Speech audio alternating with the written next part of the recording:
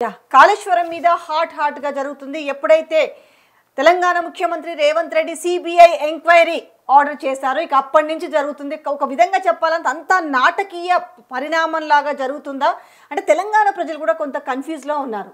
అయితే తాజాగా ఎమ్మెల్సీ కవిత చేసిన ఆరోపణలో నిజముందా అంటే హరీష్ రావు పైన అలాగే సంతోష్ రావు పైన ఆమె చాలా అగ్రెసివ్ మాటలు మాట్లాడిండ్రు. అంటే దీని వెనుక కారణం అంతా కూడా వాళ్ళిద్దరే అన్నట్టుగా మాట్లాడి ఇందులో ముఖ్యంగా మాజీ మంత్రి హరీష్ రావును టార్గెట్ చేసి మాట్లాడిండ్రు. దీనివల్ల హరీష్ రావు వల్ల కేసీఆర్కు చెడ్డ పేరు వచ్చింది, అవినీతి మరక వచ్చింది. ఇప్పుడు ఈ హరీష్ రావు వెనుక అండ్ సంతోష్ రావు వెనుక రేవంత్ రెడ్డి ఉన్నాడనే వ్యాఖ్యలు చేశారు. సో దీనిపైన మనం ఒక క్లారిటీ తీసుకుందాము. మనతో ఉన్నారు తెలంగాణ ఉద్యమకారులు వి ప్రకాష్ గారు ఉన్నారు. సార్ నమస్తే. సార్ నమస్తే అమ్మా. ఎప్పుడైతే సిబిఐ ఎంక్వైరీ నిన్న జరిగింది, అసెంబ్లీలో చూసినా మనం మొత్తం కూడా ఏం జరిగింది అనేది. సిబిఐ ఎంక్వైరీ అనగానే సో జరుగుతుంది అసలు వాట్ ఈస్ ద కాళేశ్వరం అనే దాని మీద మళ్ళీ అగైన్ జరుగుతున్న నేపథ్యంలో ఫస్ట్ మనం ఒక టాపిక్ మాట్లాడదాం. ఏంటంటే తాజాగా ఎమ్మెల్సీ కవిత ఆరోపణలు చేసింది. అవి మామూలుగా చాలా అగ్రెసివ్ కామెంట్స్ చేశారు. అందులో ఎవరిపైన అప్పుడు ఇరిగేషన్ మినిస్టర్ అయినా హరీష్ రావు పైన చేసి ఆయన వల్లనే కేసీఆర్కి అవినీతి మరక వచ్చింది. ఇక సిబిఐ ఎంక్వైరీ అన్న తర్వాత పార్టీ ఉంటే ఎంత పోతే ఎంత అనే లెవెల్లో వ్యాఖ్యలు చేసి మీరు ఎట్లా స్పందిస్తారు దీనిపైన? అంటే కవిత గారు ఇవాళ ఏదైతే మీడియా ముందు మాట్లాడారో గత 3-4 నెలల నుంచి కవిత మొదటిసారి అమెరికా పోయి వచ్చినాక ఎయిర్పోర్ట్లో మాట్లాడినప్పటి నుంచి ఇప్పటి వరకు చూస్తే ఇది పరాకాష్ట. మధ్యలో జగదీష్ రెడ్డి గారి మీద కామెంట్స్ కానీ ఇవన్నీ కూడా చూసినప్పుడు ఏంటంటే సరే నేను కూడా ఆమెకు నచ్చజెప్పే ప్రయత్నం చేశాను. అంటే దీనివల్ల మీ కుటుంబం ఒకటే కాదు తెలంగాణ కూడా ఇబ్బందుల్లో పడుతుంది.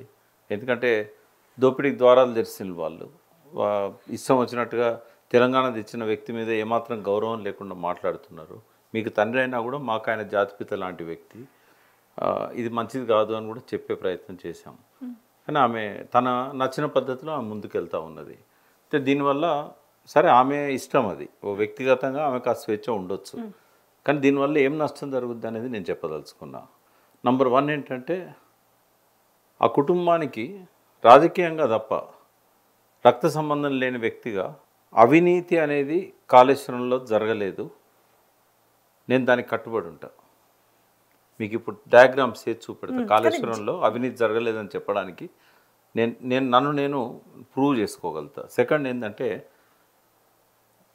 ఎప్పుడు ఒక మంచి మూమెంట్ వచ్చినా సరే తెలంగాణ ప్రజలకు ఏం బాధ కలిగిందో ఏమైందో ఓడించారు. మళ్ళీ అడుగులేస్తూ లేవడానికి ప్రయత్నం చేసినప్పుడల్లా కవిత గారి కామెంట్స్ ఆ పార్టీకి ఒక విఘాతంగా పరిణమిస్తూ ఉన్నాయి. నాకు ఆ కుటుంబంతో సంబంధం తెలంగాణ తప్ప వేరే కాదు.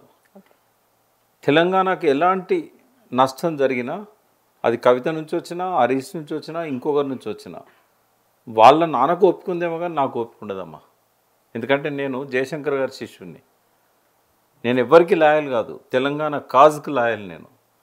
ఇప్పుడు ఆమె చేసిన కామెంట్స్ వల్ల ఒక మంచి ప్రాజెక్టును భ్రష్టు పట్టేయడానికి రేవంత్ రెడ్డి ప్రభుత్వం ప్రయత్నం చేస్తుంటే సిబిఐకి కూడా విచారణకి ఇచ్చినాక అవినీతి జరిగిందని చెప్పే విధంగా ఆమె మాట్లాడడం అనేది చాలా దారుణం.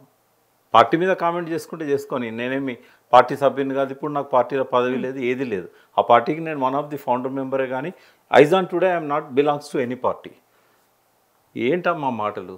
అవినీతికి అక్కడ జరిగినట్టు ఇప్పుడు దానికి హరీష్ కారణమైనట్టు, సంతోష్ కారణమైనట్టు ఇట్లా చెప్పడం వల్ల రేపు సిబిఐ ఎంక్వైరీకి వచ్చినప్పుడు ఏమనుకుంటుంది? మీ కుటుంబ సభ్యురాలే అవినీతి జరిగింది, దానికి కారణం హరీష్ రావు గారు, ఆయన అప్పటి నీటిపారుదల శాఖ మంత్రి అని చెప్తారు కదా. హరీష్ రావు గారు రాత్రింబగలు కాళేశ్వరంలో పడుకొని కట్టించాడు ఆ ప్రాజెక్టు. కేసీఆర్ గారికి ఫస్ట్ క్రెడిట్ పోతే హరీష్ గారికి సెకండ్ క్రెడిట్ పోతుంది కాళేశ్వరం మీద. హరీష్ రావు గారిని అంటే ఇక్కడ ఆబ్వియస్లీగా ఇందులో కేసీఆర్ కూడా అన్నట్టే కదా. అంటే ఈ విషయం ఏమైనా మర్చిపోయి తెలియకుండా మాట్లాడినారు అనుకోవచ్చా? లేదు, ఆమె ఇప్పుడు చెప్పిన మాటల వల్ల హరీష్ రావు గారి మీద ఆమె కోపం ఉంది. ఇప్పటి నుంచి కాదు, ఎప్పటి నుంచో ఉంది. బట్ ఆ కోపం వల్ల ఇవాళ ఆమె చేసేది కేసీఆర్ గారికి అగెనిస్ట్గా సాక్ష్యంగా మారుతుంది. ముఖ్యమంత్రి కదమ్మా ఆయనే. ముఖ్యమంత్రే కాకుండా తర్వాత ఇరిగేషన్ మినిస్టర్ కూడా ఆయనే కదా. ఇవాళ కాళేశ్వరం తప్పుపడుతున్నది పీసీ ఘోష్ హరీష్ రావు ఉన్నప్పటి దాన్ని కాదు, కేసీఆర్ గారు ఇరిగేషన్ మినిస్టర్ ఉన్నదని తప్పుపడుతున్నది. 2019 జూన్ 21 కాళేశ్వరం ప్రాజెక్ట్ ఇనాగరేషన్ అయింది. ఆ రోజు ఎవరమ్మ irrigation minister? KCR garu. PC Ghosh commission October 21, 2023 piers ఎందుకు కూలిపోయినాయని చెప్పేదానికి ఆనాడు కూడా కేసీఆర్ గారే కదా ఇరిగేషన్ మినిస్టర్. కాళేశ్వరంలో అవినీతి వల్లనే పియర్స్ కూలితే ఆ డైరెక్ట్ అటాక్ ఎవరి మీద? అది కేసీఆర్ మీద. అది 2019 జూన్ 21 నుంచి కాళేశ్వరం ప్రాజెక్ట్ ఇనాగరేషన్ అయిన కాడ నుంచి కుంగేదాకా కూడా మంత్రి కేసీఆర్ గారే. మరి అవినీతి ఆరోపణలు ఎట్లా చేస్తుంది ఆమె? నిజంగానే అవినీతి జరిగిందా కాళేశ్వరంలో? ఈ వీడియో ఆమె కూడా చూడాలి. అవినీతి జరగలేదని చెప్పడానికి ఇప్పుడు నేను ఈ సెషన్ అంతా నేను కానీ తీసుకుంటాను. ఇప్పుడు ఆల్రెడీ దాన్ని ఒక అబద్ధాన్ని నిజం చేస్తున్న ఒక ప్రక్రియ మొదలైన నేపథ్యంలో ఆ ఇంటి కుటుంబ సభ్యురాలు వచ్చేసి ఈరోజు ఈ విధంగా మాట్లాడడం వల్ల ఈ వాదం అనేది ఏ విధంగా ఉండబోయే అవకాశం ఉంటుంది? కుటుంబ సభ్యులలో ఒకరు ఓ పార్టీ ఉంటారమ్మా, ఉంటారు, అది కామన్. కానీ నేను ఆమె ఈ పార్టీలో ఎమ్మెల్సీ, అది కూడా లోకల్ బాడీస్ నుంచి ఎమ్మెల్సీ, గవర్నర్ కూడా. ఇప్పుడు నేను మాట్లాడే మాటల వల్ల లోకల్ బాడీ ఎలక్షన్లో నష్టం వాటిల్లినా కూడా నష్టం లేదు, కానీ నేను చెప్పేవి చెప్తాను. దట్ అందుకనే సెకండ్ పీరియడ్లో ఇరిగేషన్ మినిస్టర్గా అవకతవకలు జరిగినాయని కేసీఆర్ గారు హరీష్ రావు గారిని తప్పించారు అనేది ఆమె. మరి తప్పిస్తే హెల్త్ మినిస్టర్ ఎందుకు ఇస్తాడమ్మా? తన తర్వాత స్థానం ఫైనాన్స్ మినిస్టర్ ఎందుకు ఇస్తాడమ్మా? నిజంగానే ఆమె మాటలు నిజమైతే ఏకంగా ట్రెజరీ అప్పచెప్పిండు కదా ఆయనకు. ఒకవేళ హరీష్ రావే అవినీతి పరుడైతే కాళేశ్వరం అనేది ఒక ఇరిగేషన్ మినిస్టర్గా చిన్న ప్రాజెక్టు, ఏకంగా 3 లక్షల కోట్ల బడ్జెట్ ఉన్న రాష్ట్ర ఖజానాకే ఆయన ఫైనాన్స్ మినిస్టర్గా పెట్టాడు కదా. ఏమన్నా అర్థం ఉన్న మాటలేనా అవి? అంటే రేవంత్ రెడ్డి మాట్లాడిస్తున్నాడు, ఇట్లా వెనక రేవంత్ రెడ్డి ఉన్నాడు అనేది. రేవంత్ రెడ్డి ఎవరనుకున్నారో ఆమె చెప్పాలి, నాకు తెలియదు. కానీ రేవంత్ రెడ్డికి మాత్రం ఒక డ్రీమ్ ఉందమ్మా, కేసీఆర్ను. ఎందుకంటే అది రేవంత్ రెడ్డి డ్రీమ్ కాదు, అది చంద్రబాబు నాయుడు డ్రీమ్. ఇక్కడ పరిపాలన టెక్నికల్గా రేవంత్ రెడ్డి, ఇక్కడ అంతా చంద్రబాబు నాయుడు పరిపాలిస్తున్నాడు ఇప్పుడు పరోక్షంగా. చంద్రబాబు నాయుడు కేసీఆర్ మీద కసి తీర్చుకోవాలి. ఎందుకంటే ఆయన కేసీఆర్ని ఎదుర్కోలేకపోయాడు, కేసీఆర్ చేతిలో పరాజితుడైండు. ఎంత కోపం ఉంటుంది తెలుసా?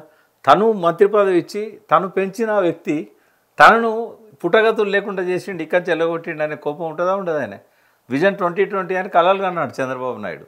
ఆ 2020 వరకు ఆయన ప్రాంతం బయటికి తన్ని తరిమేసిండు కదా.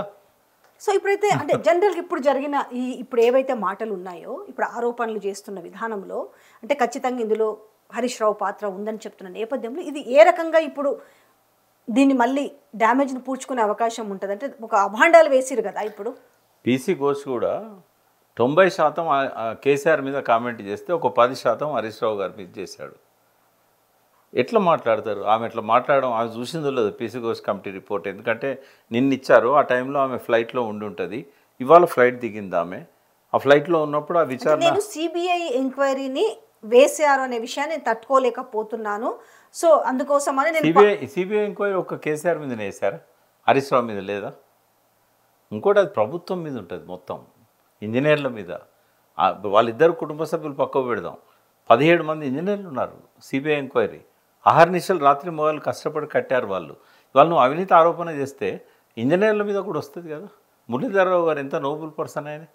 ఇరిగేషన్ చరిత్రలోనే అటువంటి ఒక మంచి ఇంజనీర్ మనకు కనబడాడు.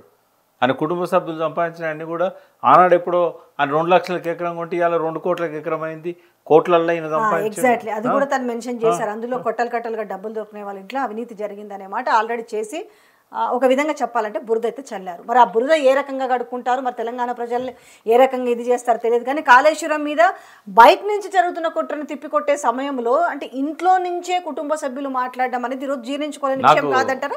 నాకు అత్యంత బాధ ఏంటంటే నిన్న కురుక్షేత్రంలో అభిమన్యులాగా అందరు గొంతులు నొక్కుతూ ఉంటే 33 సార్లు ఎదురు తిరిగి ముఖ్యమంత్రి నుంచి మొదలుపెట్టి కాగజ్నగర్ ఎమ్మెల్యే దాకా హరీష్ రావును మాట్లాడనీయకుండా అడ్డు తగులుతూ ఉంటే ఆయన మంచిగా విషయాలన్నిటిని కూడా ప్రజలకు అర్థం చేయించాలని ఎంతో ఓపికగా మంచి పేరు వచ్చింది. హరీష్ రావుకి వచ్చింది, ప్రభుత్వానికి, పాత ప్రభుత్వానికి వచ్చింది.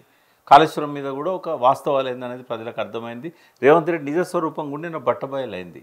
మరి ఈ టైంలో మొన్న కూడా అంతే, అక్కడ 27వ తారీఖు నాడు వరంగల్ దగ్గర పెద్ద బహిరంగ సభ జరిగితే 2వ తారీఖు కల్లా ఈమె బాంబు పేల్చింది, లెటర్ రాసి ఇదంతా.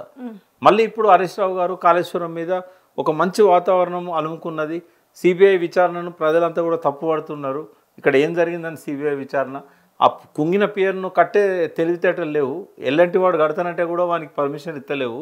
ఇచ్చంపల్లి కట్టి ముంచుతున్నావు అని చెప్పి ప్రజలు ఇవాళ అటుపక్కన రేవంత్ రెడ్డికి వ్యతిరేకత పెరుగుతూ ఉంటే ఈ రకంగా ఆరోపణ చేయడం అనేది ఇది పార్టీకి వెన్నుపోటు.